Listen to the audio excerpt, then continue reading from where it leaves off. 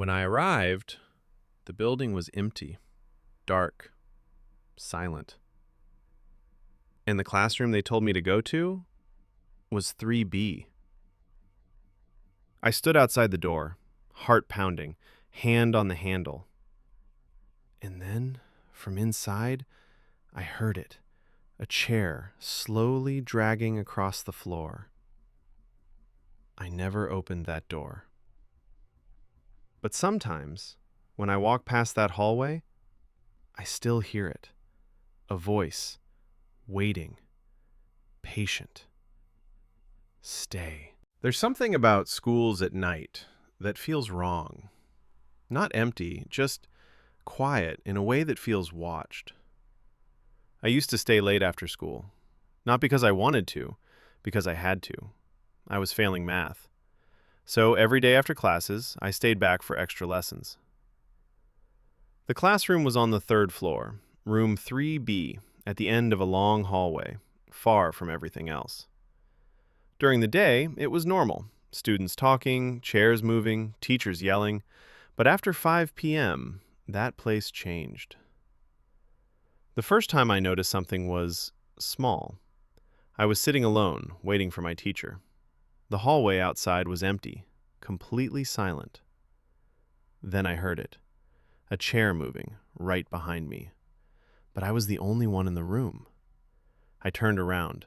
All the chairs were in place, still. I told myself it was just the building settling. Old schools make noises, right? The next day, it happened again. Same time, same classroom. Skrrr, a chair dragging slowly across the floor. This time, longer, louder, like someone was pulling it on purpose. I stood up, walked to the back, checked every row. Nothing. No one. That's when I noticed something strange. One chair was slightly out of line, like it had been moved, just a little. I pushed it back, didn't think too much, but deep down, I felt it. Something wasn't right. A week passed. Things got worse. One evening, my teacher didn't show up. I waited. 5 minutes, 10 minutes, 20 minutes, nothing. So I packed my bag and decided to leave. I walked to the door, grabbed the handle, and pulled. It didn't open. I frowned, pulled harder, still locked. From the inside. That made no sense. This door doesn't lock from the inside, ever.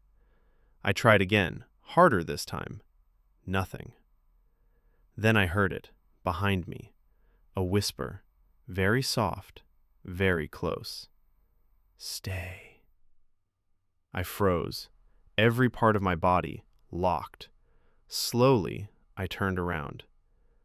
Empty classroom, no one there, but the air felt heavier, like I wasn't alone anymore. I backed away from the center of the room, towards the windows, trying to stay calm, trying to think. That's when I saw it.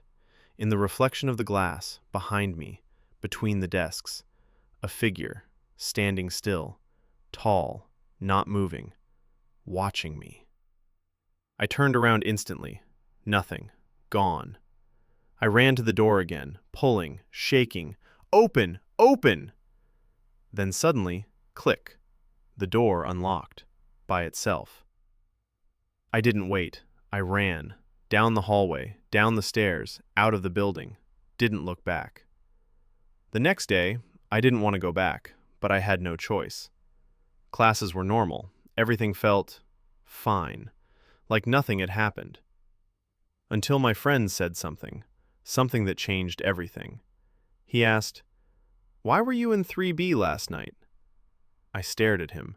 "How do you know that?" He said, "I saw you through the window." I shook my head. "That's impossible. I was alone." He looked confused. "No, you weren't. There was someone standing behind you." My chest tightened. I couldn't speak. "What did they look like?" I asked. He hesitated, then said, "I couldn't see clearly." But they weren't facing you. They were facing me. I stopped staying late after that. No more extra classes, no more room 3B. But something followed me. Not physically, but in small ways.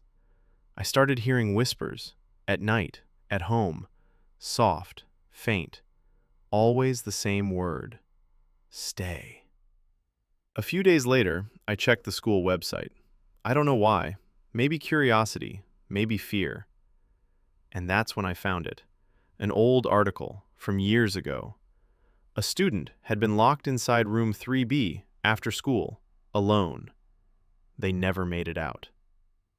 The next morning, they found him, sitting in his chair, facing the door, like he had been waiting for someone to open it.